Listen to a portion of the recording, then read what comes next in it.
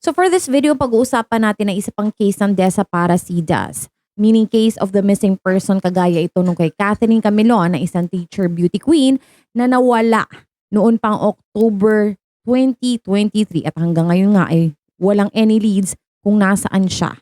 Ang prime suspect dito sa tinutukoy kong kaso na ito ay isang police major, ngunit ang kaso na ito ay binasura na ng korte at dinismiss na at napawalang sala yung mga prime suspects. At ito nga ay nauulit na naman, ngunit hindi natin alam, parang nakakasmell ako. Nakakasmell talaga, in English pa. Nakakaamoy ako ng medyo may pagka-foul play dito, no? Kung titingnan mo yung mga anggulo kasi natagpuan yung sasakyan na ginamit nila nung kanyang boyfriend at ito ay nasunog at pinaghahanap ang kanilang mga katawan, ngunit doon sa vehicle na nasunog wala sila natagpuan na katawan. So meaning to say, it's either buhay itong magjowang ito kasi ito ang pangalan ng beauty queen ay Geneva Lopez. Kasama daw niya ang kanyang boyfriend na Israeli. No? Nung time na yon at meron lang daw kukunin na money kaya sila nagtungo papuntang Tarlac. But then, hindi na sila nakabalik. Actually, June 21, pinaghanap sila. Tapos, June 22, natagpuan yung sasakyan kung nasaan nandun yung mga gamit ni Geneva. So, ito babasahin natin yung article, no, para makuha natin lahat ng detalye dito. So, sinabi dito, kinumpirma ng Bureau of Fire Protection ng Tarlac na mga gamit na nawawalang Pampanga beauty queen na si Geneva Lopez ang natagpuan nila sa nasunog na kotse noong madaling araw ng Sabado, June 22, 2024. Ayon sa ulat ng GMA, ilan sa mga gamit na natagpuan ay ATM at ID picture ni Geneva. Nai-report sa pulisya na missing si Geneva kasama ang Israeli boyfriend noong Biyernes 21. So, dun lang pala siya ni-report, pero kailan siya nawala? Wala raw tao sa nasunog na kotse. Kinumpirma din daw ng pamilya ni Lopez na iyon ang kotseng ginamit ni Geneva at Yitzhak, yung boyfriend. Iniimbestigahan pa ng pulisya ang impormasyong bumiyahe sila papuntang Capas para maningil ng utang.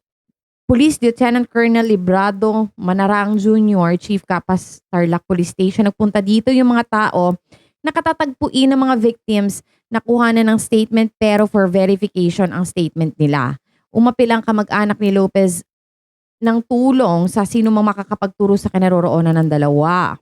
So dito sa article na to, no, hindi nila in-specify kung kailan ito nawala. Basta meron nag-report nung June 21 na nawawala itong dalawang ito. Nakakatakot, baka mamaya ang sanhi ng pagkakawala nito is pinagplanuhan talaga. Although yung sisingilin naman na tao at katatagpuin nilang dalawa ay humarap naman sa pulisya. So parang doon pa lang matapang naman nilang hinarap yung mga interrogations na yon. So eto yung mga teorya kung ano ang nangyari sa kanila. So it's either foul play may dumakit at kinidnap silang dalawa. Kasi 'di ba, dahil nga syempre banyaga yung boyfriend niya at bilang mga Pinoy automatically alam natin, pag-iisipan natin na maraming pera yung diba? Pwedeng ganun yung nangyari. Simple as that. Pwedeng ganun yung nangyari, no? Kinidnap sila, tapos foul play.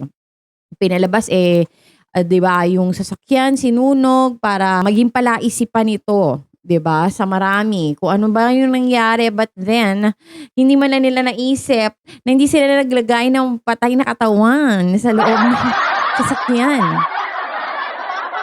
So, theory number 2, ayoko naman sanang isipin to, pero naglilinger sa akin yung case ni Catherine Camilon na yung kasintahan niya, ang prime suspect sa kanyang pagkakawala. So, wag naman sanang ganun, no, na ayoko naman pag-isipan itong kanyang boyfriend ng ganun mga bagay, pero naisip ko siya. Sorry na agad.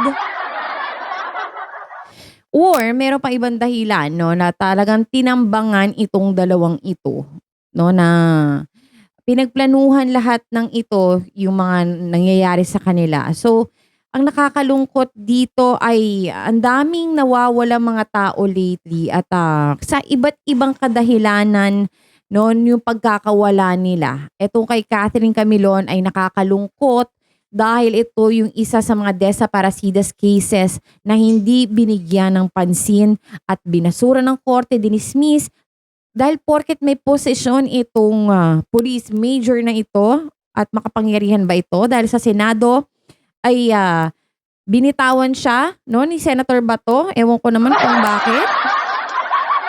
At ang dahilan ni Senator Bato ay holiday daw kaya daw niya binitawan at ayaw naman daw niyang puwersahin. Gusto daw niya maging makatao. Kaya pinakawalan niya dahil nga naman wala daw hearing, ganyan-ganyan. And after nun, hindi na nagkaroon ulit ng update dito sa kaso ni Catherine. Nakakalungkot talaga. Now, sana yung mga ganito, no, importante din kasi na bigyang pansin yung mga ganito nawawalang mga tao. Kasi yung kay Catherine, biruin mo, tatanda na magulang ni Catherine, talagang pinipilit nila na mabigyang hustisya yung kaso ni Catherine, but then, korte na ang nag-dismiss nitong kaso na to. So imagine that, grabe yung justice system natin dito sa Pilipinas. Now, ito sana mabigyang liwanag kung nasaan itong magjowang ito. Kasi sa totoo lang, parami na ng parami ang mga ganitong kaso. Mag-ingat-ingat tayo lalo na kapag beauty queen tayo. Kasi very pro ng mga beauty queen sa mga pagkakawalang ganyan. So, naglabas ng panawagan ang Mutya ng Pampanga 2024. Sabi doon, urgent notice to the public. It is with serious concern that we announce the disappearance of Miss Geneva Sarita Lopez, one of the official candidates for this year's Mutya ng Pilipinas Pampanga, representing Santo Tomas, who has been reported missing since June 21. We would like to clarify that we had no official schedule of the activities during the said date, as it was allotted for the candidates' rest. The Mutya ng Pilipinas Pampanga assures the public on the frequent monitoring with police authorities for any updates regarding her whereabouts. We rejoin the public to assist in any information that might lead to the resolution of this case.